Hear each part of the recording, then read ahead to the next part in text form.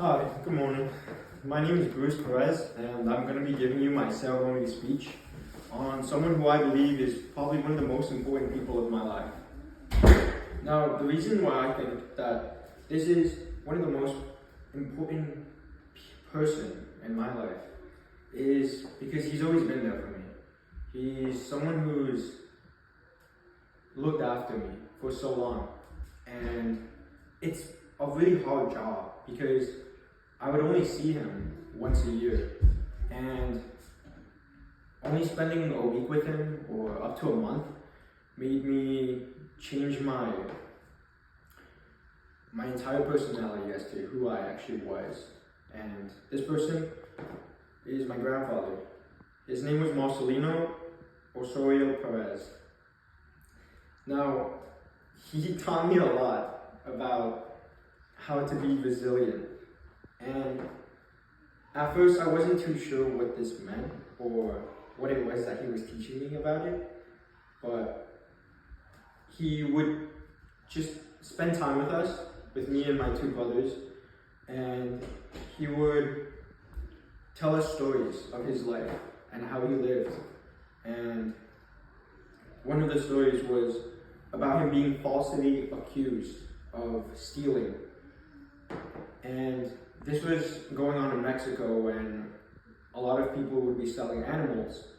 And one day he bought a cow from a stranger on the street, and he did nothing wrong. But the police came and they accused him for stealing it. And he went to jail for a very long time, even though he did nothing wrong.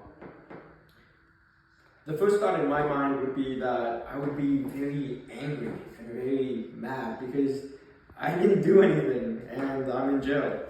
But he stayed resilient, and even though he had a family to take care of and he had an entire church to hold up, he was still able to find it in himself to help others that were in jail and be there for them because nobody else was.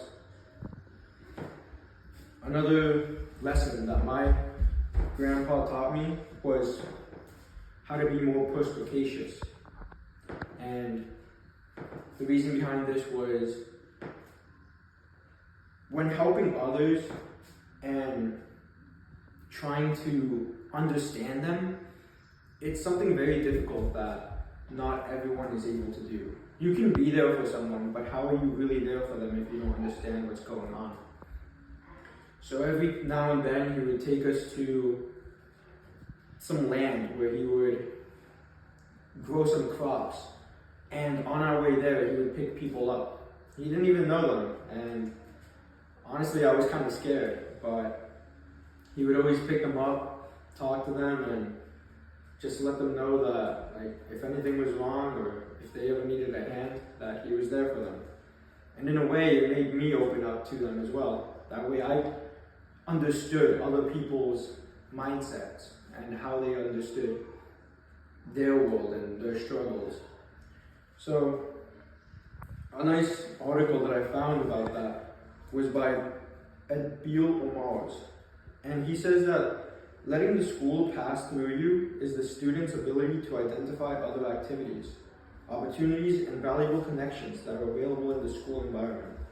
Most times, students that are more perspicacious become less successful after leaving school. That really left a strong impact on me because knowing that this is what my grandfather taught me as I grew up as a child, he knew that I know now that by being the same way he was when I was younger in school, I too can successfully succeed in my own life, which is in school. The third lesson that my grandfather left me would be to be more faithful.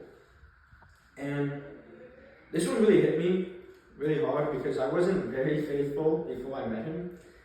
So he helped me give more thanks to the things that I had in my life. And one of the lessons that he left with us was that no matter what happens, we should always have faith in why it happened. I say this because he was in a very, very good position in his life where he can become a leader.